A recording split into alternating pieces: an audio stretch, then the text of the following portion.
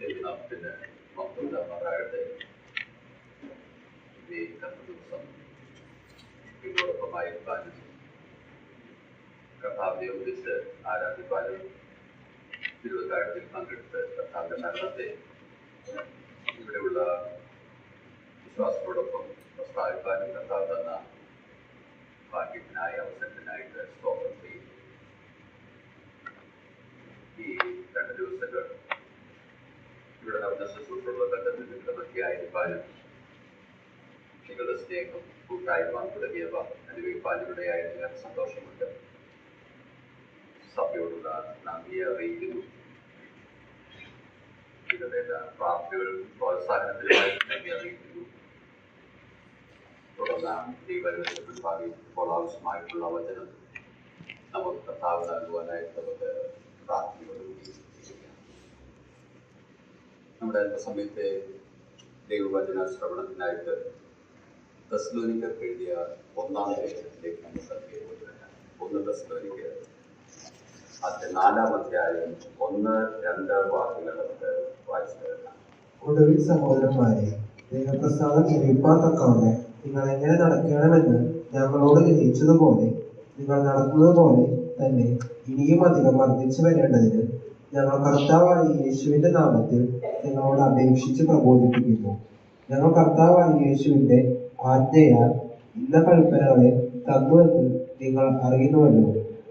നാം വായിച്ച ഭാഗത്തെ ദൈവം നമുക്ക് അനുഗ്രഹിച്ച് തരുമാറാകട്ടെ. ഇവിടെ പൗലോസ് ആ 1-ാം വാക്യത്തിൽ പറയുന്നത് നിങ്ങൾ നടന്ന് ദൈവത്തെ പ്രസാദിപ്പിക്കണം എന്നുള്ളതാണ്.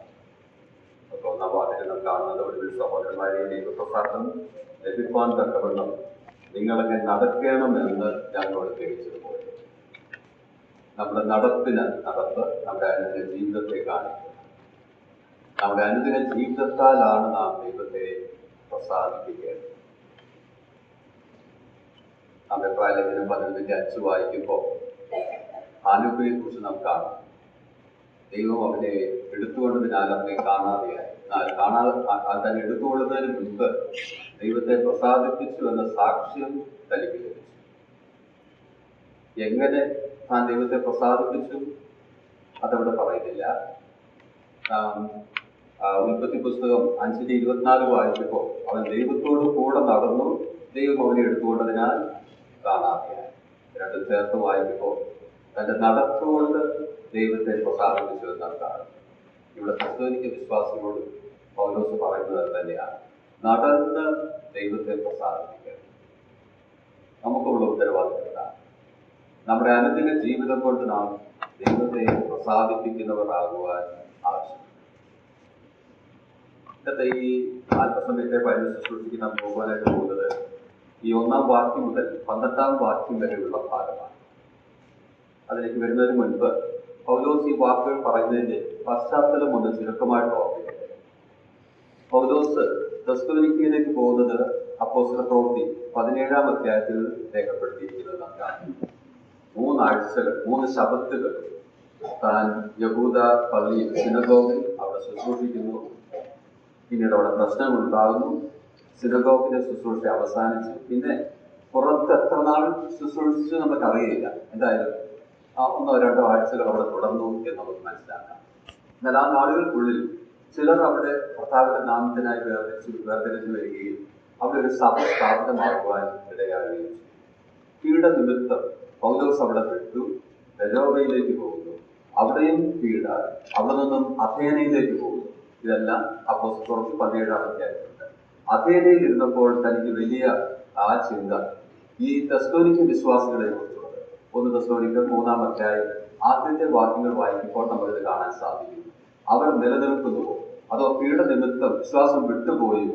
അവരുടെ അവസ്ഥ എന്താണ്? ഈ കാര്യങ്ങളെ കുറിച്ചുള്ള ഭാരം തനിക്കുണ്ടായി.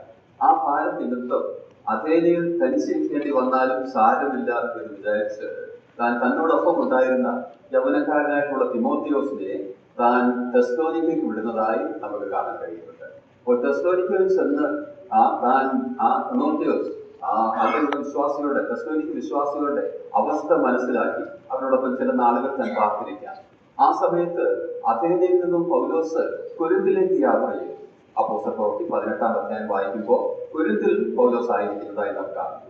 കൊരിന്തിലായിരുന്നപ്പോൾ തിമോത്തിയോസ് തെസ്സലോനിക്കയിൽ നിന്നും തെസ്സലോനിക്ക വിശ്വാസികളെ കുറിച്ചുള്ള വാർത്തയുമായി, നല്ല വാർത്തയുമായി അവർ വിശ്വാസത്തിൽ തുടരുന്നുവെന്ന് മാത്രമല്ല, ഏറെ വളർന്നു. അവർക്ക് പല സംശയങ്ങളുണ്ട്. ഇങ്ങനെയുള്ള കാര്യങ്ങളൊക്കെ ഈ അപ്പോസ്തലന്മാരെ കാണുവാൻ താല്പര്യമുണ്ട്. ഈ നല്ല വാർത്തകളുമായിട്ട് കൊരിന്തിൽ പൗലോസിന്റെ അരികിൽ എത്തുന്നു. ഈ വാർത്തകളൊക്കെ പൗലോസ് കേട്ട് കൊരിന്തിൽ നിന്നും തെസ്സലോനിക്കയിലേക്ക് എഴുതുന്നതാണ് ഇത്. ഈ ഭാഗം നാം വായിക്കുമ്പോൾ ഞാൻ ഓർമ്മയുണ്ടായ 1 മുതൽ 12 വരെയുള്ള വാക്യങ്ങളാണ് പ്രധാനമായും നാം ചിന്തിക്കുന്നത്. വിശദമായി പോകുവാൻ നമുക്ക് സമയമില്ല. ഈ ഭാഗം നാം വായിക്കുമ്പോൾ പല പ്രാവശ്യം പൗലോസ് എടുത്തെടുത്ത് പറയുന്നത് ഞാൻ എഴുതുന്നത് മുൻപ് പറഞ്ഞിട്ടുള്ളതാണ്. അത് നോക്കാം. 1-ാം വാക്യത്തിലേക്ക് നോക്കുക. അതിന്റെ മധ്യഭാഗത്ത് ഞങ്ങളോട് ഗ്രഹിച്ചതുപോലെ. 2-ാം വാക്യത്തിലേക്ക് നോക്കുക. അവിടെ നാം കാണുന്നത് ഇന്ന കൽപ്പനകളെ തന്നുവെന്ന് നിങ്ങൾ അറിയുന്നുവല്ലോ. 6-ാം വാക്യത്തിലേക്ക് നോക്കുക. ഞങ്ങൾ മുൻപേ നിങ്ങളോട് പറഞ്ഞതുപോലെ. 9-ാം വാക്യം നോക്കുക. നിങ്ങൾ ദൈവത്താൽ ഉപദേശം ലഭിച്ചതല്ലാതെ, എന്ന് വെച്ചാൽ നിങ്ങൾ ദൈവത്താൽ ഉപദേശം ലഭിച്ചു. ഇത് അവർക്ക് നൽകിയ ഉപദേശത്തെ കുറിച്ചിട്ടാണ്. ഇനി 12-ാം വാക്യം നോക്കുക. ഞങ്ങൾ നിങ്ങളോട് ആജ്ഞാപിച്ചതുപോലെ. നോക്കുക, ആവർത്തിച്ച് താൻ പറയുക, ഇത് ഞങ്ങൾ പറഞ്ഞതാണ്. ഇത് വെച്ചാൽ ഈ ആദ്യത്തെ 12 വാക്കുകളിൽ ഒരു ഓർമ്മപ്പെടുത്തലാണ്. പൗലോസും ശീലാസും അതുപോലെ തിമോത്തിയോസും പ്രാരംഭത്തിൽ അവരോട് കൂടെ ആയിരുന്നപ്പോൾ, ആ സഭയുടെ ആരംഭ നാളുകളിൽ, അല്ലെങ്കിൽ ആ വിശ്വാസികളുടെ ആ വിശ്വാസ ജീവിതത്തിന്റെ ആദ്യ ദിനങ്ങളിൽ അവരോട് കൂടെ ഇരുന്നപ്പോൾ പറഞ്ഞു കൊടുത്ത കാര്യങ്ങളാണ് ഇവിടെ ഓർമ്മപ്പെടുത്തുന്നത്. ഞാൻ വിശേഷിക്കാൻ കാരണം ഇതാണ്. വിശ്വാസികൾ, നമുക്കറിയാം, തിമോത്തിയോസ്, ശീലാസ്, പൗലോസ് ഇവരവിടെ ആയിരുന്നപ്പോ കുറച്ചു നാളെ അവിടെ തുടരുവാൻ സാധിക്കുകയുള്ളൂ എന്നുള്ള വിവരം അവർക്കറിയാം. പീഡ അത്രമാത്രമായിരുന്നു. എന്നാൽ ആ നാളുകളിൽ അവരെ പഠിപ്പിച്ചതെന്ന് പറയുമ്പോൾ വിശ്വാസികൾ അത്യാവശ്യം അറിഞ്ഞിരിക്കേണ്ട കാര്യങ്ങളാണ് അവരെ എഴുതിച്ചത്. നമുക്ക് അല്പനാളുകളെ ഉള്ളൂ എന്ന് വിചാരിക്കുക. ചില കാര്യങ്ങൾ ചെയ്യുവാനുണ്ട്, ചില കാര്യങ്ങൾ പറയുവാനുണ്ട് എങ്കിൽ നാം ടൈം ഒട്ടും വേസ്റ്റ് ചെയ്യാതെ അത്യാവശ്യമായിട്ടുള്ള കാര്യങ്ങളായിരിക്കും പറയുക, ചെയ്യുക. അപ്പോൾ പൗലോസിന് അറിയാം, ഈ തെസ്സലോനിക്ക വിശ്വാസികളോടൊപ്പം അധികം നാൾ നിൽക്കുവാൻ സാധ്യമല്ല. പീഡകൾ അത്രമാത്രമാണ്. എന്നാൽ ആ നിലയിൽ അവിടെ ആയിരുന്നപ്പോൾ അവരെ പഠിപ്പിച്ച കാര്യങ്ങളാണെങ്കിൽ വിശ്വാസ ജീവിതത്തിൽ പ്രവേശിച്ച സകലരും അറിയേണ്ട കാര്യങ്ങളാണ് ഇവിടെ പറയുന്നത്. മാത്രമല്ല, അത് പറയുമ്പോൾ ഇത് ഞങ്ങൾ പറഞ്ഞതാണ്. ആവർത്തിച്ച് 5-ഓ 6-ഓ പ്രാവശ്യം ആ കാര്യം ആവർത്തിച്ച് പറയുക. ഞാൻ പറഞ്ഞതിന്റെ അർത്ഥം, ഇവിടെ പറഞ്ഞിരിക്കുന്ന കാര്യങ്ങൾ നാം അനുദിനം ചെയ്യേണ്ടത് ആവശ്യമാണ്. അത് അനുദിനം ചെയ്യുമ്പോൾ ആ ജീവിതത്താൽ ദൈവം പ്രസാദിക്കും. ഇത് വിശ്വാസികളുടെ ലക്ഷ്യമായിരിക്കും. ഇതെന്താണ് ഇവിടെ പറയുന്നതെന്ന് നോക്കുക. വിഷയം എന്താണ്? 3 മുതൽ 8 വരെയുള്ള വാക്യങ്ങൾ നാം വായിക്കുമ്പോൾ വിശുദ്ധ ജീവിതം വിശുദ്ധ ജീവിതം 3-ാം വാക്യത്തിൽ പറയുന്നത് ദൈവത്തിന്റെ ഇഷ്ടമോ നിങ്ങളുടെ ശുദ്ധീകരണം തന്നെ. 9-10 വാക്യങ്ങൾ വായിക്കുമ്പോൾ സഹോദരപ്രീതി സംബന്ധിച്ചത്. സഹോദരപ്രീതി അല്ലെങ്കിൽ സ്നേഹം. 3-ാമതായിട്ട് 11-12 വാക്യങ്ങൾ വായിക്കുമ്പോൾ 3-ാമത്തെ വിഷയം താൻ പറയുന്നു, പുറത്തുള്ളവരോട് മര്യാദയായി നടപ്പാനും. പുറത്തുള്ളവരോട് അല്ലെങ്കിൽ ലോകത്തിന്റെ മുൻപാകെ മര്യാദയായിട്ടുള്ള ജീവിതം. നമുക്ക് ഇങ്ങനെ പറയാം, ഒരു സാക്ഷ്യ ജീവിതം, വിശുദ്ധ ജീവിതം, സഹോദരപ്രീതി, സാക്ഷ്യ ജീവിതം. ആ ക്രമം ഒന്ന് നോക്കുക. വിശുദ്ധി, സ്വയോന്മുഖമായ നമ്മുടെ ഉത്തരവാദിത്വം. നാം നമ്മിൽ ആരംഭിക്കും. 2-ാമത് സഹോദരപ്രീതി. ആ 1-ാമത്തതിൽ ആരംഭിച്ചത് ആ വിശുദ്ധിക്ക് പ്രാധാന്യം കൊടുക്കുന്നവർ. സഹോദരപ്രീതി, അത് 2-ാമത്തെ ഉത്തരവാദിത്വം. വിശ്വാസികൾ തമ്മിലുള്ള ഉത്തരവാദിത്വം. അവിടവും കടന്ന് 3-ാമത്തെ ഉത്തരവാദിത്വം ലോകത്തിന്റെ മുൻപാകെ. ഈ ഉത്തരവാദിത്വ നിർവഹണം ഇതേ ക്രമത്തിൽ നമ്മുടെ ജീവിതത്തിൽ നടക്കേണ്ടത് ആവശ്യമാണ്.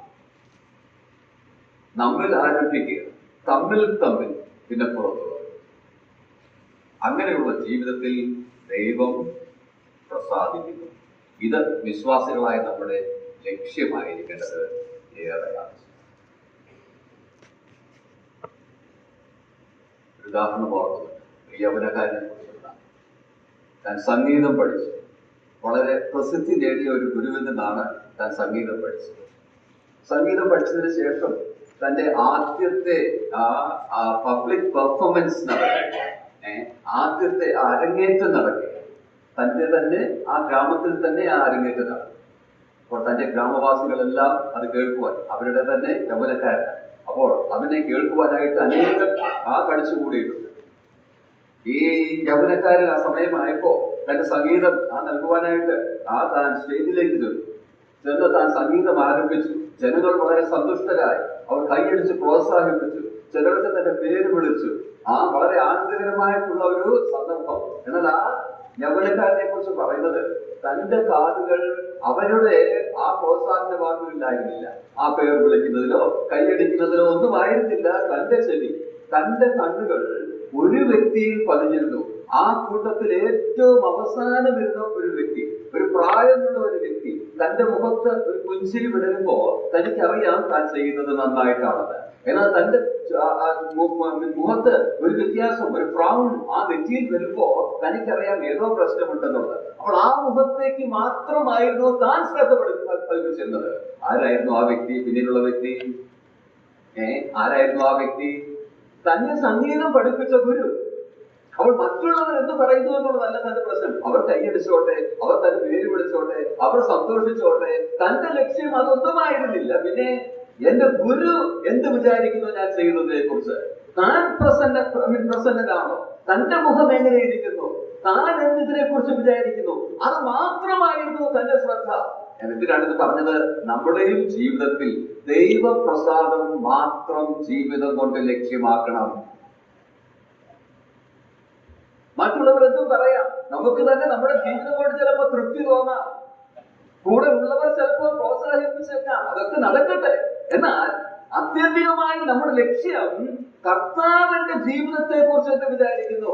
ദൈവം എന്റെ ജീവിതത്തിൽ നോക്കുമ്പോൾ അവന് പ്രസാദമായി തീരാറുണ്ടോ? തന്റെ പുത്രന്റെ 30 വർഷത്തെ ആ ജീവിതം കണ്ടുകൊണ്ട് പിതാവ് പറഞ്ഞു, ഇവനെന്റെ പ്രിയപുത്രൻ, ഇവന് ഞാൻ പ്രസാദിച്ചിരിക്കുന്നു, ഇവനെ ഞാൻ പ്രസാദിച്ചിരിക്കുന്നു. നമ്മുടെ ജീവിതം കണ്ട് ആ പിതാവ് എന്ത് പറയും? അവന്റെ പ്രസാദം നമ്മുടെ ലക്ഷ്യമായിരിക്കുവാൻ ഏറെ ആവശ്യം. അതാണ് ഈ ഭാഗത്ത് തെസ്സലോനിക്ക വിശ്വാസികളെ പൗലോസ് ഓർമ്മിക്കുന്നത്. അതിനെന്താണ് ആവശ്യം? വിശുദ്ധ ജീവിതം, സഹോദര പ്രീതി, ഒരു സാക്ഷ്യ ജീവിതം. ഇതിനെ അല്പം കൂടെ വിശദീകരിക്കാം. ആദ്യത്തിലേക്ക് നമ്മൾ ശ്രദ്ധ കൊടുക്കുന്നത് വിശുദ്ധ ജീവിതം.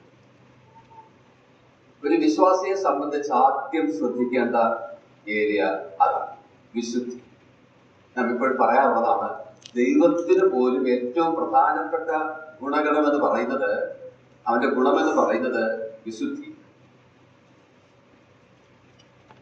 സ്വർഗത്തിൽ തുടർമാനമായി കേൾക്കുന്ന ദൂതന്മാരുടെ ആ ഗാനം നമുക്കറിയാം. എന്താണ്? സൈന്യങ്ങളുടെ ദൈവമായ യഹോവ പരിശുദ്ധൻ, പരിശുദ്ധൻ, പരിശുദ്ധൻ. വേറെ എത്രയോ ഗുണഗണങ്ങളുണ്ട് ദൈവത്തിന്.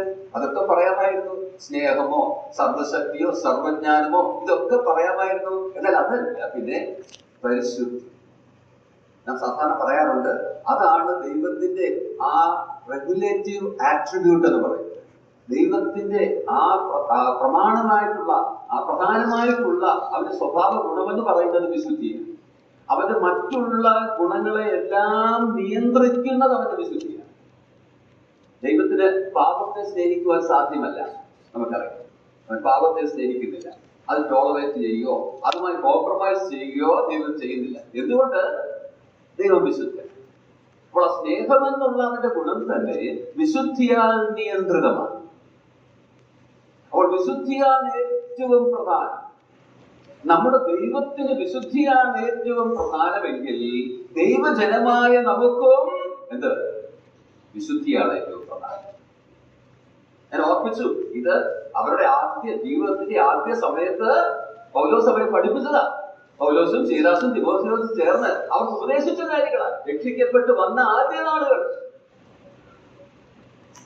ഭവനത്തിനൊരു കൊച്ചു കുഞ്ഞുണ്ടെന്ന് വിചാരിക്കുക, അത് ജനിച്ചു, അത് വളരുന്ന ആദ്യ നാളുകളിൽ അതിനെ വൃത്തിയായിട്ടൊക്കെ സൂക്ഷിക്കാൻ മാതാപിതാക്കൾ ശ്രദ്ധിക്കും, അവർ അതെല്ലാം ചെയ്യും. എന്നാൽ കുറച്ച് മുൻപോട്ട് വരിക, അവർ വളർന്നു വരുമ്പോ മാതാപിതാക്കൾ ആ കുഞ്ഞിനെ കുറിച്ച് ആഗ്രഹിക്കുന്ന ആദ്യത്തെ കാര്യം എന്താ? ഇനിയും അത് തന്നെത്താൻ വൃത്തിയായിട്ട് സൂക്ഷിക്കാൻ പഠിപ്പിക്കണം, അല്ലെ പഠിക്കണം. അപ്പോൾ നാം അത് പഠിപ്പിക്കും. അത് തുടരുത്, ഇത് തുടരുത്, അകത്തുനിന്ന് മാറി നിൽക്കാനും ചെരുപ്പ് കൈയെടുക്കരുതെന്നും ഇങ്ങനെയൊക്കെ നമ്മൾ പഠിപ്പിക്കും. വിശുദ്ധിയായി വൃത്തിയായിരിക്കുവാൻ ആ പൈതൽ ആയിരിക്കുവാൻ നാം ആഗ്രഹിക്കുന്നു. അതാണ് ആദ്യം പഠിപ്പിക്കുന്ന കാര്യം. ഇവിടെയും അത് തന്നെയാണ് നാം കാണുന്നത്. നാം പത്രോസ് 1-ാം അധ്യായം വായിക്കുമ്പോൾ ആദ്യത്തെ 12 വാക്യങ്ങൾ രക്ഷയെ കുറിച്ചാണ് നാം കാണുന്നത്. നമുക്കുള്ള രക്ഷ 13-ാം വാക്യം മുതൽ രക്ഷിതരുടെ ഉത്തരവാദിത്വങ്ങളാണ് നാം കാണുന്നത്. അവിടെയും നാം നോക്കിയാൽ ആദ്യത്തേത് ഇതാണ്: ഞാൻ വിശുദ്ധനായിരിക്കുന്നത് പോലെ നിങ്ങളും വിശുദ്ധരായിരിക്കും. വളരെ ദീർഘമായിട്ട് പത്രോസ് അവിടെ പറയുന്നു. ഇവിടെ പൗലോസും ഇതേ കാര്യമാണ് ആദ്യമായിട്ട് പറയുന്നത്. നമ്മുടെ ജീവിതത്തിൽ വിശുദ്ധിയേറെ ആവശ്യം. ഇതിന് പ്രഥമ സ്ഥാനം നൽകണം. അവിടെ നാം തോറ്റാൽ എല്ലായിടത്തും തോൽവിയായി. ദൈവം നമ്മൾ ആഗ്രഹിക്കുന്നതാണ്. ഈ ഭാഗം നാം നോക്കിയാൽ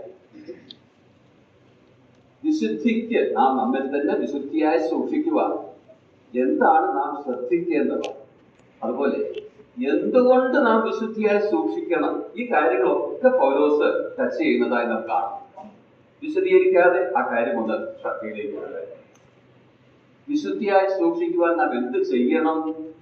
what are the steps to holiness? ഒരു വാക്ക് നോക്കുക. 3-ാം വാക്യം നാം വായിക്കുമ്പോൾ ദുർനടപ്പ് വിട്ടൊഴിഞ്ഞ്. ഇവിടെ ദുർനടപ്പ് എന്നുള്ളത് നാം കാണുന്നു. തെസ്സലോനിക്കരുടെ ഇടയിൽ അവർ വിഗ്രഹാരാധികളായിരുന്നു. അവർ ദൈവത്തിങ്കിലേക്ക് വന്നു. അപ്പോൾ വിഗ്രഹാരാധികളായിരുന്നപ്പോൾ ദുർനടപ്പൊക്കെ അവരുടെ ജീവിതത്തിന്റെ ഭാഗമായിരുന്നു എന്ന് നമുക്ക് വിചാരിക്കാം. അതുകൊണ്ടായിരിക്കാം ആ കാര്യം ഈ ഭാഗത്തെടുത്ത് പൗലോസ് പറയും. എന്നാൽ നാം ഇത് ചിന്തിക്കുമ്പോ നമ്മുടെ എല്ലാ ജീവിതത്തിന്റെ എല്ലാ തലങ്ങളിലും നമുക്ക് ഇവിടെ പറയുന്ന കാര്യങ്ങൾ അപ്ലൈ ചെയ്യാവുന്നത്. അപ്പോൾ ആദ്യത്തെ കാര്യം വിട്ടൊഴിയണം. വേർപാട്, അരുതാത്ത സകലത്തെയും നാം വിട്ടൊഴിയണം.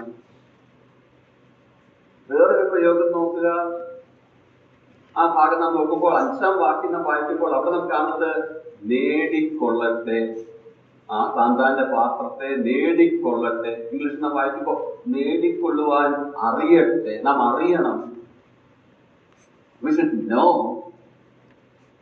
അവിടെ നോ എന്ന് പറയുമ്പോൾ നമ്മുടെ കുറവുകളെ, വീക്ക്നെസ്സസിനെ, ബലഹീനതകളെ നാം അറിയണം. വചനം എന്ത് പഠിപ്പിക്കുന്നു എന്നുള്ളതിനെ നാം അറിയണം. പിശാചിന്റെ തന്ത്രങ്ങളെ നാം അറിയണം. കാലത്തിന്റെ അവസ്ഥയെ നാം അറിയണം. പല കാര്യങ്ങൾ അറിയുവാൻ ആവശ്യമുണ്ട്. അതെല്ലാം ഇതിൽ പെടും. നാം അറിയണം. നേടിക്കൊള്ളുവാൻ നാം അറിയണം. മാത്രമല്ല മറ്റൊരു പ്രയോഗം 6-ാം വാക്യത്തിൽ നാം വായിക്കുമ്പോൾ അവിടെ നാം കാണുന്ന ഒരു പ്രയോഗം ഇങ്ങനെയാണ്: ആരും അതിക്രമിക്കുകയും, എന്ന് വെച്ചാൽ ആരും അതിരുവിടരുത്. ആരും അതിരുവിടരുത്. നമുക്കുള്ള അതിരെന്താണ്? വചനം നൽകുന്നതാണ് നമ്മുടെ അതിര്. എന്ത് ചെയ്യണം, എന്ത് ചെയ്യരുത്, ഈ കാര്യങ്ങളൊക്കെ വചനത്തിലുണ്ട്. അപ്പോൾ ആരും അതിരുവിടരുത്. ആ അതിരിനുള്ളിലായിരിക്കണം. വചനത്തിന്റെ അനുസരണത്തിലായിരിക്കണം. ഞാൻ കഴിഞ്ഞ ദിവസം ഓർപ്പിച്ചതുപോലെ വിശ്വാസികൾക്കുള്ള ഒരു പേരെന്ന് പറയുന്നത് അവർ അനുസരണമുള്ള മക്കൾ എന്നുള്ള ആ നാമമാണുള്ളത്. അത് അന്നും അനുസരണ ജീവിതം ജീവിച്ചിട്ടല്ല, പിന്നെ ആ അനുസരണമുള്ള മക്കൾ എന്നുള്ള നാമം നമുക്ക് ലഭിച്ചത് സുവിശേഷം അനുസരിച്ചതുകൊണ്ടാണ്. സുവിശേഷം അനുസരിച്ച് അനുസരണമുള്ള മക്കൾ എന്നുള്ള നാമം നമുക്ക് ലഭിച്ചുവെങ്കിൽ അനുദിനം അവന്റെ വചനം അനുസരിച്ച് ജീവിക്കുവാൻ നമുക്ക് ഉത്തരവാദിത്വമുണ്ട്. അപ്പോൾ അത് നൽകുന്ന ആ അതിരുകൾക്കുള്ളിൽ നാം ആയിരിക്കുവാനേറെ ആവശ്യമുണ്ട്. വിട്ടൊഴിയണം, അറിയണം, അതുപോലെ ആരും അതിക്രമിക്കരുത്. ഇത് ഓർപ്പിക്കട്ടെ, ഇവിടെ ദുർനടപ്പ് എന്നുള്ള പാവം സംബന്ധിച്ചാണ് ഈ പ്രയോഗങ്ങളെല്ലാം ഉപയോഗിക്കുന്നത്. എന്നാൽ നമുക്കത് പൊതുവേ അപ്ലൈ ചെയ്യാം. ഇനി എന്തുകൊണ്ട് ഇങ്ങനെ വളരെ ശ്രദ്ധിക്കണം? വിശുദ്ധ ജീവിതം ജീവിക്കുവാൻ എന്തുകൊണ്ട് ശ്രദ്ധിക്കണം? 2-3 കാര്യങ്ങൾ ഈ ഭാഗത്ത് തന്നെ നോക്കുക. പൗലോസ് ഒന്നാമത് പറയുന്നത് 6-ാം വാക്യത്തിൽ പ്രതികാരത്തെ കുറിച്ച് പറയുന്നത് നാം കാണുന്നുണ്ട്. നിങ്ങളോട് ഞങ്ങൾ മുമ്പ് പറഞ്ഞതുപോലെ ഈ വായിലൊക്കെയും പ്രതികാരം ചെയ്യുന്നവൻ കർത്താവല്ലോ. എന്ന് വെച്ചാൽ തോന്നിയതുപോലെ നടന്ന തല്ലുകിട്ടും. പ്രതികാരം, ശിക്ഷ. തിരുവചനത്തിൽ വ്യക്തമായി നാം കാണുന്ന ഒരു കാര്യമാണ്. ദൈവം സ്നേഹമുള്ള ഒരു പിതാവ് എന്നതുപോലെ, നാം കേട്ട സാക്ഷ്യത്തിൽ ഇപ്പോൾ ശ്രദ്ധിക്കുന്നുണ്ട്, ഒരു സ്നേഹമുള്ള പിതാവ് എന്നതുപോലെ മക്കൾ തെറ്റിപ്പോകുമ്പോ അവൻ ബാലശിക്ഷ നൽകുന്നു. ആ കാര്യമാണ്. അവൻ ശിക്ഷിക്കുന്നവനാണ്. ആരെങ്കിലും ഇങ്ങനെ പറയുന്നു എന്ന് വിചാരിക്കുക, ആ ശിക്ഷിക്കുന്നതൊക്കെ ബാലശിക്ഷ എന്നൊക്കെ എല്ലാവരും പറയും. ഞാൻ ഇത്രയും നാളെ തോന്നിയത് പോലെ നടന്നിട്ട് എനിക്കൊരു കുഴപ്പവും ഇല്ലല്ലോ എന്ന് ആരെങ്കിലും മനസ്സിൽ പറഞ്ഞു? സാധാരണ ഇങ്ങനെ പറയാറുണ്ട്, തല്ല് കിട്ടാതിരിക്കുന്നതാണ് തല്ല് കിട്ടുന്നതിനും ഭയങ്കരം. കാരണം വചനം വ്യക്തമായി പറയുന്നു, മക്കളെങ്കിൽ അവൻ ശിക്ഷിക്കും, തല്ലുമെന്ന്. ചിലപ്പോ തല്ല് കിട്ടുന്നില്ലെങ്കിൽ അതിന്റെ അർത്ഥം എന്തായിരിക്കാം? ചിലപ്പോ പറഞ്ഞാട്ട് മക്കളല്ലെന്നായി. നമ്മുടെ മക്കൾ തെറ്റ് ചെയ്യുമ്പോൾ നാം അവരെ ശിക്ഷിക്കും. അയലോകത്തെ പിള്ളേര് തെറ്റ് ചെയ്യുമ്പോൾ നാം പോയി ശിക്ഷിക്കാറുണ്ട്? ഇല്ല, നമ്മുടെ മക്കളെയാണ് ശിക്ഷിക്കുന്നത്. വചനം അത് വ്യക്തമായി പറയുന്നുണ്ട്. അപ്പോ തല്ല് കിട്ടുന്നതാണ് തല്ല് കിട്ടാത്തതിലും ഭേദം. എന്നാൽ ഓർക്കുക, ജീവനുള്ള ദൈവത്തിന്റെ കയ്യിൽ വീഴുന്നത് ഭയങ്കരമാണ്. അവൻ ചെത്തി വെളിപ്പാക്കുന്നത് ചിലപ്പോ ആ വിഷമത്തിന് കാരണമാവാം. അതിനു മുൻപ് നാം അതിനുള്ള പരിഹാരം നാം കാണേണ്ടത് ആവശ്യമാണ്. വിശുദ്ധ ജീവിതത്തിൽ സൂക്ഷിക്കണം. തെറ്റിപ്പോകുന്നുവെങ്കിൽ നിരപ്പ് പ്രാപിക്കണം, ക്ഷമ ചോദിക്കണം. ഇതിനുള്ള വചനങ്ങളൊക്കെ ഉണ്ടല്ലോ, അതിലേക്കെല്ലാം പോകുവാൻ ഇപ്പോൾ സമയമില്ല. അപ്പോൾ അവിടെ നാം കാണുന്നത് തെറ്റ് ചെയ്യുമ്പോൾ ശിക്ഷയുണ്ട്. ഇനി മറ്റൊരു കാരണം താൻ പറയുന്നത് നോക്കുക. 7-ാം വാക്യത്തിൽ നാം കാണുന്നുണ്ട്, ദൈവം നമ്മെ അശുദ്ധിക്കല്ല, പിന്നെ വിശുദ്ധീകരണത്തിനത്രേ വിളിച്ചത്. നമ്മുടെ വിളിയിലേക്ക് ശ്രദ്ധ കൊണ്ടുവരിക. നമ്മുടെ വിളി തിരുവചനത്തിൽ വളരെ പ്രാവശ്യം നമ്മുടെ വിളിയെ കുറിച്ച് നാം കാണുന്നുണ്ട്. വിളിക്ക് നൽകിയിരിക്കുന്ന പേര് തന്നെ വിശുദ്ധ വിളിയല്ല. വിശുദ്ധ വിളി എന്ന് പറയുമ്പോൾ വിശുദ്ധിയിലേക്കുള്ള വിളിയാണ്. നമ്മെ വിശുദ്ധിക്കായിട്ടാണ് അവൻ വിളിച്ചത്. വിശുദ്ധിക്കായിട്ട് വിളിച്ചപ്പോ അശുദ്ധിക്കായിട്ട് എങ്ങനെ പോകുവാൻ സാധിക്കും? നിങ്ങളുടെ വിളിയെ നോക്കുവൻ. ഇനി ഒടുവിൽ കാരണം നോക്കുക, 8-ാം വാക്യം. ആകയാൽ തുച്ഛീകരിക്കുന്നവൻ മനുഷ്യനെ അല്ല, തന്റെ പരിശുദ്ധാത്മാവിനെ നിങ്ങൾക്ക് തരുന്ന ദൈവത്തെ തന്നെ തുച്ഛീകരിക്കുന്നു. അവൻ തന്റെ പരിശുദ്ധാത്മാവിനെ നമുക്ക് നൽകിയിരിക്കുന്നു. എന്താ പരിശുദ്ധാത്മാവ് എന്ന് പറയുമ്പോൾ അതിന്റെ പ്രാധാന്യം? ഈ നിയമത്തിൽ പരിശുദ്ധാത്മാവെന്ന ആ പ്രയോഗം, ആ നാമം പല പ്രാവശ്യം നാം കാണും. എന്നാൽ പഴയ നിയമത്തിൽ പല പ്രാവശ്യം നാം കാണുന്നില്ല. ആത്മാവിനെ കുറിച്ചുള്ള പരാമർശം തിരുവചനത്തിന്റെ പ്രാരംഭ ഭാഗം 1-ാം അധ്യായം മുതൽ നാം കാണുന്നുണ്ട്. എന്നാൽ പരിശുദ്ധാത്മാവ് എന്ന പ്രയോഗം പഴയ നിയമത്തിൽ 2 ഭാഗത്ത് മാത്രമേ നാം കാണൂ. ഒന്ന് 51-ാം സങ്കീർത്തനം, അതിന്റെ 11-ാം വാക്യത്തിൽ ദാവീദ് പ്രാർത്ഥിക്കുന്ന പ്രാർത്ഥന നമുക്കറിയാം. എന്താ താൻ പ്രാർത്ഥിച്ചത്? നിന്റെ പരിശുദ്ധാത്മാവിനെ ഇതിൽ നിന്നും എടുക്കരുതെന്ന് താൻ പ്രാർത്ഥിക്കുന്നതാണ്. പിന്നീട് യെശയ്യാ പ്രവചനം 63-ാം അധ്യായം 10-11 വാക്യങ്ങൾ വായിക്കുമ്പോൾ പരിശുദ്ധാത്മാവ് എന്ന പ്രയോഗം ആ ഭാഗത്തും 2 വാക്യങ്ങൾ നാം കാണും. അതല്ലാതെ പരിശുദ്ധാത്മാവ് എന്ന പ്രയോഗം പഴയ നിയമത്തിലില്ല. ഈ 2 ഭാഗങ്ങളും നാം ശ്രദ്ധിച്ചാൽ രണ്ടും ദൈവജനത്തിന്റെ പാപം സംബന്ധിച്ചാണ്, പശ്ചാത്തലത്തിലാണ് പ്രസ്താവന. 51-ാം സങ്കീർത്തനം നമുക്കറിയാം, ദാവീദിന്റെ വ്യക്തി ജീവിതത്തിലെ പരാതി. അപ്പോൾ അവിടെ പറയുമ്പോൾ പരിശുദ്ധാത്മാവ് എന്ന പ്രയോഗം നാം കാണും. ഇനി യെശയ്യാ 63-ലേക്ക് വരുമ്പോൾ അവിടെയും വിശുദ്ധിയാണ്, വ്യക്തിയുടേതല്ല, യഹൂദ ജനത്തിന്റെ. യഹൂദ ജനം ആ പാപം ചെയ്ത് അവരെ ആ പ്രവാസത്തിലേക്ക് വിടുന്ന കാര്യമൊക്കെ പറയുന്ന ഭാഗമാണ്. അത് പറയുമ്പോഴും പരിശുദ്ധാത്മാവെന്ന പ്രയോഗം നമുക്ക് അവിടെ കാണാനായിട്ട് സാധിക്കുന്നുണ്ട്. അപ്പോൾ ഈ 2 ഭാഗവും പാപത്തിന്റെ പശ്ചാത്തലത്തിൽ പ്രസ്താവിക്കുന്നതുകൊണ്ട്, പരിശുദ്ധാത്മാവെന്ന് പ്രസ്താവിക്കുന്നതുകൊണ്ട്, ഈ പരിശുദ്ധാത്മാവ് എന്ന ആ നാമം തന്നെ ഒരു വിശുദ്ധ ജീവിതത്തിലേക്ക് വിരൽ ചൂണ്ടുന്നതാണ്. ദൈവം നമുക്ക് പരിശുദ്ധാത്മാവിനെയാണ് നൽകിയിരിക്കുന്നത്. പരിശുദ്ധാത്മാവ് നമ്മെ സകല സത്യത്തിനും വഴി നടത്തി വിശുദ്ധിയിൽ പുരോഗമിക്കുവാനിടയാക്കുന്നവനാണ്. ഉള്ളിലിരുന്ന് താൻ അതാണ് ചെയ്യുന്നത്. നമ്മുടെ ജീവിതത്തിൽ താൻ അതാണ് ചെയ്യുന്നത്. വിശുദ്ധിയുടെ മാർഗത്തിൽ പുരോഗമിക്കുവാനിടയാക്കുകയാണ്. അവൾ അങ്ങനെയുള്ള പരിശുദ്ധാത്മാവിനെ ദൈവം അധിവാസമായി നമുക്ക് തന്നിരിക്കെ വിശുദ്ധിയുടെ പാതയിൽ മുൻപോട്ട് പോകുവാൻ ആവശ്യമുണ്ട്.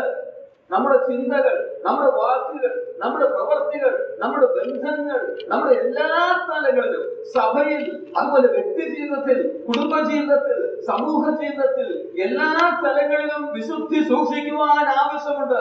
വിശ്വാസികളുടെ പ്രഥമമായിട്ടുള്ള ഉത്തരവാദിത്തം ഇതാണ്. ഞാൻ പറയുന്നതിന്റെ അർത്ഥം 100% വിശുദ്ധികൾ സൂക്ഷിക്കുവാൻ നമുക്ക് സാധിക്കുമെന്നല്ല. ഈ ജഡത്തിലായിരിക്കുമ്പോൾ, ഈ ലോകത്തിലായിരിക്കുമ്പോൾ, പിശാച് നമുക്ക് ചുറ്റും ഏറെ ആക്റ്റീവായിട്ടിരിക്കുന്ന ഈ സമയത്ത് വീഴ്ചകൾ ഉണ്ടാവാം. എന്നാൽ പൂർണ്ണ വിശുദ്ധിക്കുള്ള താല്പര്യം നമുക്കുണ്ടായിരിക്കണം. പൂർണ്ണ വിശുദ്ധിക്കുള്ള ആഗ്രഹമുണ്ടെങ്കിൽ, ഇപ്പോഴേ അത് ഉണ്ടാവണമെന്നുള്ള ആഗ്രഹമുണ്ടെങ്കിൽ, ഒരളവിൽ വിശുദ്ധിയുടെ പാതയിൽ പുരോഗമിക്കുവാൻ കർത്താവ് നമ്മെ സഹായിക്കും. അതാണ് നമ്മൾ കാണുന്നത്.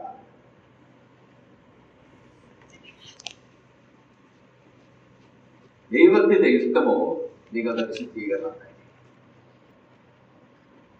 രണ്ടാമത്തേക്ക് നമ്മൾ ശ്രദ്ധയെ കൊണ്ടുവരാം. എന്താണ് രണ്ടാമത്തത്? 9-10 വാക്യങ്ങൾ. സഹോദര പ്രീതിയെ കുറിച്ച് നിങ്ങൾക്ക് എഴുതുവാൻ ആവശ്യമില്ല. അന്യോന്യം സ്നേഹിപ്പാൻ നിങ്ങൾ ദൈവത്താൽ ഉപദേശം പ്രാപിച്ചതല്ലാതെ മക്കെദോന്യയിൽ എങ്ങുമുള്ള സഹോദരന്മാരോടൊക്കെയും അങ്ങനെ ആചരിച്ചും പോരുന്നുവല്ലോ. എന്നാൽ സഹോദരന്മാരെ, അതിൽ നിങ്ങൾ അധികമായി വർദ്ധിച്ചു വരണം. ഇത് തമ്മിലുള്ള സ്നേഹത്തെ കുറിച്ചാണ്. ആദ്യത്തെ കാര്യത്തിന് പ്രാധാന്യം കൊടുക്കുന്നവർ മാത്രമേ രണ്ടാമത്തതിലേക്ക് പോകാം. ആദ്യത്തത് കഴിഞ്ഞാണ് രണ്ടാമത്തേത്. വിശുദ്ധിക്ക് പ്രാധാന്യം കൊടുക്കുന്നവരല്ല എങ്കിൽ നാം ചിലപ്പോൾ രണ്ടാമത്തെ പാദത്തിലേക്ക് വരുമ്പോ അബദ്ധങ്ങളിൽ പെടാം. അവിടെ 1, പിന്നെ 2.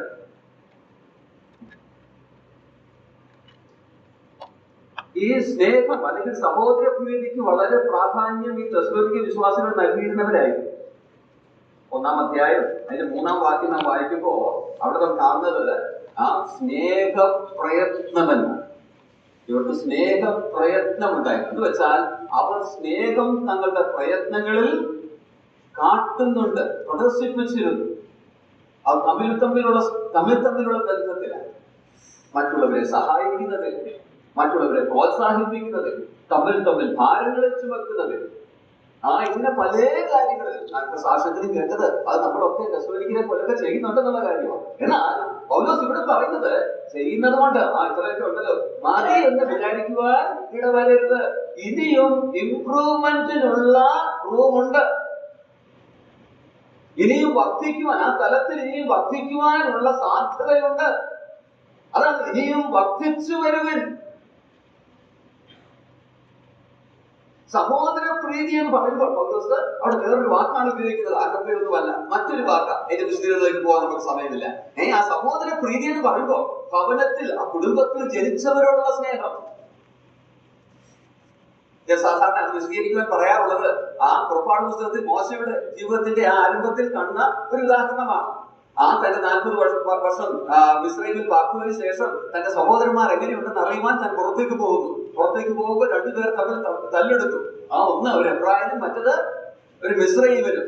അപ്പോ താൻ കാര്യങ്ങളൊക്കെ മനസ്സിലാക്കി മിസ്രൈമിനെ തല്ലി താൻ കൊന്ന് അവിടെ കുഴിച്ചിടുന്നതായി നാം കാണുന്നു. എബ്രായനോട് പോകുവാൻ പറയുന്നു. അടുത്ത ദിവസം വെളിയിലേക്ക് വന്നു. ഇന്ന് തല്ലിടുന്നത് എന്താ? 2 സഹോദരന്മാർ, 2 എബ്രായൻ. എന്നിട്ട് മോശ എന്ത് ചെയ്തു? അവരുടെ അരികിൽ ചെന്ന് അവരെ രമ്യമാക്കുവാനായിട്ട് ശ്രമിച്ചു. അപ്പോൾ അവരെന്താ ഉത്തരം പറയുന്നത്? ഇന്നലെ ചെന്ന് ചെയ്തതുപോലെ ഞങ്ങളോട് ഇപ്പോൾ ചെയ്യാനായിട്ട് നീ വരികയാണോ? നോക്കുക, മോശ സഹായിക്കാൻ പോയതാ, അവരെ രമ്യമാക്കാൻ പോയതാ. പക്ഷെ ഇപ്പൊ അവരൊന്നായി ആർക്കെതിരെയായി? മോശയ്ക്കെതിരെയാണ്. അവർ തല്ലുകയായിരുന്നു, തമ്മിൽ കൊല്ലാൻ പോകുന്ന പോലായിരുന്നു. എന്നാൽ 3ാമതൊരാൾ എത്തിയപ്പോ അവരൊന്നായി, മോശ ഔട്ടായി. അതാണ് സഹോദര പ്രീതി എന്ന് പറയുന്നത്. നമ്മളൊരു കൂട്ടത്തെ കുറിച്ച് സാധാരണ പറയാറുള്ള ഒരു കാര്യമുണ്ട്. എപ്പോഴും അവരുടെ തല്ല. എന്നാൽ എന്തെങ്കിലും പ്രശ്നം വരുമ്പോ അവരൊന്ന. അതാണ് സഹോദര പ്രീതി. ഞാൻ പറഞ്ഞതിന്റെ അർത്ഥം വിഷമങ്ങളും പ്രയാസങ്ങളും ആശയങ്ങളിലുള്ള വ്യത്യാസങ്ങളും അഭിപ്രായ വ്യത്യാസങ്ങളും ഒക്കെ ഉണ്ടാകാം. എന്നാൽ അതിന്റെ ഒക്കെ അടിയിൽ ഈ ഒന്നെന്നുള്ള ചിന്ത നമുക്ക് ഉണ്ടായിരിക്കേണ്ടത് ഏറെ ആവശ്യമാണ്. സഹോദരപ്രീതി അല്ലെങ്കിൽ തമ്മിലുള്ള സ്നേഹം. കർത്താവിന്റെ വാക്കുകളൊക്കെ നോക്കുമ്പോൾ തന്നെ അനുഗമിക്കുന്നവരുടെ മാർക്ക് എന്ന് പറയുന്നത്, ആ ചിഹ്നമെന്ന് പറയുന്നത് സ്നേഹമാണെന്നുള്ളത് കർത്താവ് പറയുകയുണ്ടായി. മാത്രമല്ല, കർത്താവ് തന്റെ സ്നേഹം ആ ശിഷ്യന്മാരോട് കാട്ടിയ രംഗങ്ങളൊക്കെ നാം കാണുന്നുണ്ട്. നമുക്ക് മാതൃകയാണ്. യോഹന്നാൻ അപ്പോസ്തലനെ കുറിച്ച് ഇങ്ങനെ സാധാരണ പറയാറ്, താൻ മാത്രമാണ് ഒരു സാധാരണ മരണം വരിച്ചത്. നമുക്കറിയാം. തന്നെയും കൊല്ലുവാൻ അധികാരികൾ ശ്രമിച്ചു, അത് നടന്നില്ല. പിന്നെ തന്നെ നാട് കടത്തുകയായി. അവിടെ നിന്നും തിരിച്ചു വന്ന് താൻ വളരെ വർഷങ്ങൾ എഫെസോസിൽ ശുശ്രൂഷിച്ചു എന്നാണ് പറയപ്പെടുന്നത്. വൃദ്ധനായി താൻ മരിച്ചു. ഏറ്റവും വാർദ്ധക്യ ദിശയിലായിരിക്കുമ്പോൾ നടക്കാനൊന്നും വയ്യാത്ത അവസ്ഥയായിരുന്നു. എന്നിട്ടും തന്റെ ശിഷ്യന്മാർ, തനിക്കും ശിഷ്യന്മാരുണ്ടായി, തന്റെ ശിഷ്യന്മാർ തന്നെ യോഗങ്ങൾക്കൊക്കെ എടുത്തോണ്ട് പോകാൻ. ഇങ്ങനെ യോഗങ്ങൾക്ക് എടുത്തോണ്ട് പോയി മുന്നിലിരുത്തും. വചന ശുശ്രൂഷയുടെ സമയമാകുമ്പോ വചന ശുശ്രൂഷ ചെയ്താട്ടെന്ന് പറയും. താൻ ഇരുന്നോണ്ട് ചിലപ്പോ ചിലതൊക്കെ കാര്യങ്ങളൊക്കെ പറയും. അപ്പൊ പറയപ്പെടുന്നത് ഇങ്ങനെയാണ്, ഇങ്ങനെ തന്നെ നിർബന്ധിക്കുമ്പോൾ, തീരെ വയ്യാതെ ആയപ്പോ തന്നെ എന്തെങ്കിലും പറയാനായിട്ട് നിർബന്ധിക്കുമ്പോൾ താൻ ഇങ്ങനെ പറയുമായിരുന്നു എന്നാണ് പറയപ്പെടുന്നത്. എന്റെ കുഞ്ഞുങ്ങളെ, നിങ്ങൾ തമ്മിൽ സ്നേഹിക്കും. എന്നിട്ട് അവിടെ നിർത്തും. പിന്നെ ശിഷ്യന്മാർ പറയും എന്തെങ്കിലും ഒന്നുകൂടി പറഞ്ഞാട്ട്. അപ്പൊ അല്പം കൂടെ കഴിഞ്ഞ് താൻ വീണ്ടും പറയും, എന്റെ കുഞ്ഞുങ്ങളെ, നിങ്ങൾ തമ്മിൽ സ്നേഹിക്കും. ഇങ്ങനെ കുറെ ആകുമ്പോ അവർ പിന്നെ പറയും, ഇനിയും മറ്റെന്തെങ്കിലും എന്ന് പറഞ്ഞാൽ. അപ്പൊ താൻ ഇങ്ങനെ പറയുമായിരുന്നു എന്നാണ് പറയപ്പെടുന്നത്, എന്റെ കുഞ്ഞുങ്ങളെ, നിങ്ങൾ തമ്മിൽ സ്നേഹിപ്പിൻ. ഇതുണ്ടെങ്കിൽ എല്ലാം, ഇതുണ്ടെങ്കിൽ എല്ലാം, ഇതില്ലെങ്കിൽ ഒന്നുമില്ല. സഹോദരൻ,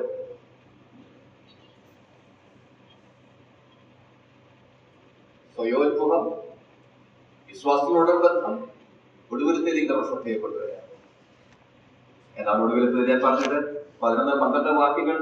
പുറത്തുള്ളവരോട് മര്യാദയായി നടപ്പാൻ, ഒന്നിനും മുട്ടില്ലാതിരിക്കാനും വേണ്ടി ഞങ്ങൾ നിങ്ങളോട് ആജ്ഞാപിച്ചതുപോലെ അടങ്ങി പാർപ്പാനും, സ്വന്തം കാര്യം നോക്കുവാനും, സ്വന്തം കൈകൊണ്ട് വേല ചെയ്യുവാനും അഭിമാനം തോന്നരുതെന്നും നിങ്ങളെ പ്രബോധിപ്പിക്കുന്നു. ഇത് ലോകത്തിന്റെ മുൻപാകെ നാം കാഴ്ചവെക്കുന്ന നമ്മുടെ ജീവിതത്തെ കുറിച്ചാണ്. പല കാര്യങ്ങൾ തന്നെ ഇവിടെ പറയുന്നുണ്ട്, എല്ലാത്തിലേക്കൊന്നും ഞാൻ പോകുന്നു. ആ ലോകത്തിന്റെ മുൻപാകെ നമ്മുടെ ജീവിതത്തെ നാം എങ്ങനെ ക്രമീകരിക്കണം, മര്യാദയായി എങ്ങനെ ലോകത്തിന്റെ മുൻപാകെ നടക്കാം, നമ്മുടെ ജീവിതത്തെ, ക്രിസ്തീയ ജീവിതത്തെ ലോകത്തിന്റെ മുൻപാകെ എങ്ങനെ നാം വെളിവാക്കി കാണിക്കണം, പ്രത്യക്ഷപ്പെടുത്തണം, ഈ കാര്യമാണ് നടക്കുക. എന്ന് വെച്ചാൽ നമ്മുടെ ജീവിതം ക്രിസ്തുവിനെ കാണിക്കുന്നതായിരിക്കണം. നമ്മുടെ ജീവിതം ഒരു സാക്ഷ്യ ജീവിതമായിരിക്കണം.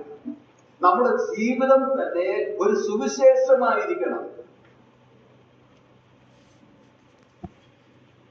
ദൈവമക്കളായ നാം, അല്ലെങ്കിൽ സഭ, 3 വിധത്തിലൂടെയാണ് ദൈവസ്നേഹം ലോകത്തിന് നൽകുന്നത്. ഒന്ന്, പ്രഘോഷണം, വചനം അറിയുക.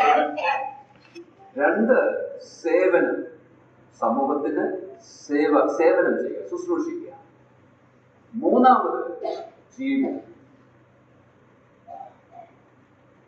ഗ്രീക്ക് വാക്കുകളുണ്ട് 3. കെറിഗ്മ, ഡയക്കോനിയ ആൻഡ് കൊയിനോനിയ. കെറിഗ്മ എന്ന് പറയുമ്പോ പ്രഘോഷം, വചനം അറിയിക്കുക.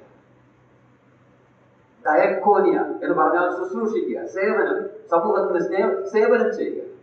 3, ജീവിതം, കൊയിനോനിയ. അത് നമുക്ക് അറിയാവുന്നതാണ്. എന്താ? ഫെലോഷിപ്പ്, കൂട്ടായ്മ. നമ്മുടെ ജീവിതം കൊണ്ട് മറ്റുള്ളവർക്ക് കർത്താവിനെ അറിയിക്കും. ഇതിനാണ് പറഞ്ഞത്. ആദ്യത്തത് 2 ഇപ്പോൾ പ്രയാസമായി വരികയാണ്. ഇവിടെ അത്ര പ്രയാസമായി വരുന്നില്ല. എന്നാൽ നോർത്ത് ഇന്ത്യയിൽ പല ഭാഗങ്ങളിൽ, മാത്രമല്ല സൗത്ത് ഇന്ത്യയിലും പലയിടങ്ങളിലും ഇത് അസാധ്യമായി വന്നിരിക്കുക. പ്രഘോഷണം അസാധ്യമായി വന്നിരിക്കുക. മുംബൈയിൽ ഏത് മൂലയിൽ നിന്നും ഒരു 20-25 വർഷങ്ങൾക്ക് മുമ്പ് പരസ്യയോഗം നടത്താമായിരുന്നു. ആരും വന്ന് നിർത്തണമെന്ന് പറയുക. ഇതാണ് ഇന്ന് അസാധ്യം. ഒരു ട്രാക്ട് നൽകാൻ പോലും പ്രയാസമുള്ള സമയം. നോർത്ത് ഇന്ത്യയുടെ മറ്റു ഭാഗങ്ങളിൽ ഇങ്ങനെയുള്ള കൂടിവരവുകൾ പോലും അസാധ്യം. നമുക്കൊക്കെ അറിയാവുന്നത്, ഈ നാളുകൾ കേൾക്കുന്നത്. പ്രഘോഷണം അസാധ്യമായി വരും. 2-ാമത്തെ എന്താ ഞാൻ പറഞ്ഞത്? സേവനം. നിങ്ങളുടെ സേവനം ഞങ്ങൾക്ക് വേണ്ടെന്ന് വ്യക്തമായി ദേശം നമ്മോട് അറിയിച്ചിരിക്കുക. നിങ്ങൾ ഓർഫനേജ് നിർത്തുക, ഞങ്ങൾക്ക് വേണ്ട, നിങ്ങൾ കൺവേർഷൻ ആവണം, അല്ലേ? നിങ്ങളുടെ സ്കൂളുകൾ ഞങ്ങൾക്ക് വേണ്ട. ഇങ്ങനെ സേവനവും തിരസ്കരിക്കപ്പെട്ടിരിക്കുക ഭാരതത്തിൽ. അത് സൗത്ത് ഇന്ത്യയും നോർത്ത് ഇന്ത്യയിലും എല്ലാം നിൽക്കാം. എന്നാൽ മൂന്നാമത്തത് നിർത്താൻ ആരും പറയില്ല. ആരും അത് പറയില്ല. നിങ്ങൾ മര്യാദയായി ജീവിക്കരുത്, നിങ്ങൾ യേശുവിനെ പോലെ ജീവിക്കരുതെന്ന് ആരും അത് പറയും.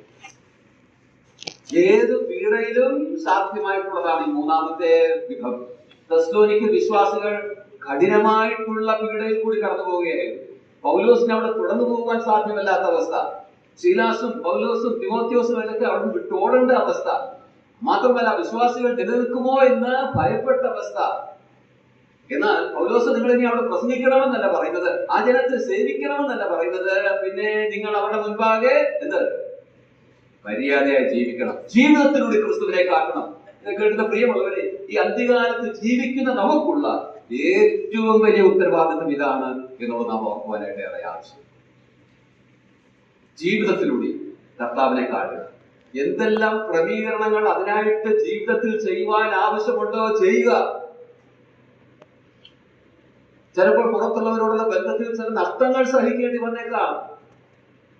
അത് ചെയ്യുക. നഷ്ടം സഹിച്ചാണെങ്കിലും ക്രിസ്തുവിന്റെ ജീവിതം നാം മറ്റുള്ളവരുടെ മുൻപാകെ കാട്ടുവാൻ ഉദ്യമിക്കുക. ഇതാണ് നമ്മുടെ വലിയ ഉത്തരവാദിത്വം. അങ്ങനെയുള്ള ജീവിതം പിതാവ് കാണുമ്പോൾ, നമ്മുടെ ജീവിതത്തിൽ നമ്മിൽ താനത് ശ്രദ്ധിക്കുമ്പോൾ, അങ്ങനെയുള്ള ജീവിതം കൊണ്ട് ദൈവം എന്തുണ്ടാവും? പ്രസാദം. നടന്ന് പ്രസാദിക്കും. അല്ലെങ്കിൽ അനുദിന ജീവിതം കൊണ്ട് നാം കർത്താവിനെ പ്രസാദിക്കും. ആ ജീവിതം എങ്ങനെയായിരിക്കും, ഏതൊക്കെ തലങ്ങളിൽ നാം അതിനായി ശ്രദ്ധിക്കണമെന്നുള്ള കാര്യമാണ് ഞാൻ ചുരുക്കമായി പറഞ്ഞത്. വിശുദ്ധ ജീവിതം, തമ്മിലുള്ള ലോകത്തിന്റെ മുൻപാകെയുള്ള നമ്മുടെ ജീവിതം ഞാൻ ഓർപ്പിച്ചു. അതേ ക്രമത്തിൽ തന്നെ നാം അത് സൂക്ഷിക്കണം. ഒന്നിൽ ജയിക്കുന്നില്ലെങ്കിൽ രണ്ടിലേക്ക് പോകരുത്. ഒന്നിലും രണ്ടിലും ജയിച്ചാൽ മൂന്നാമത്തത് സാധ്യമായി തീരും. നമ്മുടെ ജീവിതം കൊണ്ട് കർത്താവിനെ പ്രസാദിപ്പിക്കാൻ പുത്രനെ കുറിച്ച് പറഞ്ഞതുപോലെ ഇവനെ ഞാൻ പ്രസാദിച്ചിരിക്കുന്നുവെന്ന് കർത്താവ് നമ്മുടെ ജീവിതവും നോക്കി പറയുവാനിട വരട്ടെ. ഹാനോക്കിനെ കുറിച്ച് ഞാൻ ആദ്യം ഓർപ്പിച്ചു. ദൈവത്തെ അവൻ പ്രസാദിപ്പിച്ചു. ദൈവം അവനെ എടുത്തുകൊണ്ടു തന്റെ സന്നിധിയിലേക്ക് ചേർത്തു. നമ്മയും കർത്താവിന്റെ സന്നിധിയിലേക്ക് ചേർക്കുന്ന നാൾ അടുത്തിരിക്കുക. അതിനു മുൻപ് നമ്മുടെ ജീവിതം കൊണ്ട് അവനെ പ്രസാദിപ്പിച്ചു എന്നുള്ള സാക്ഷ്യം നാം പ്രാപിക്കുന്നവരായിരിക്കാം. കർത്താവിനെ മഹത്വപ്പെടുത്താം. അതെ, വിശുദ്ധ ജീവിതം, സഹോദര പ്രീതി, ലോകത്തിന്റെ മുൻപാകെയുള്ള നമ്മുടെ ജീവിതം, ഈ കാര്യങ്ങൾ ശ്രദ്ധിക്കാം. കർത്താവിനെ മഹത്വപ്പെടുത്താം. അതിന് വാക്കുകൾ മാത്രവും ദൈവമായ കർത്താവ് നമ്മെ സഹായിക്കും.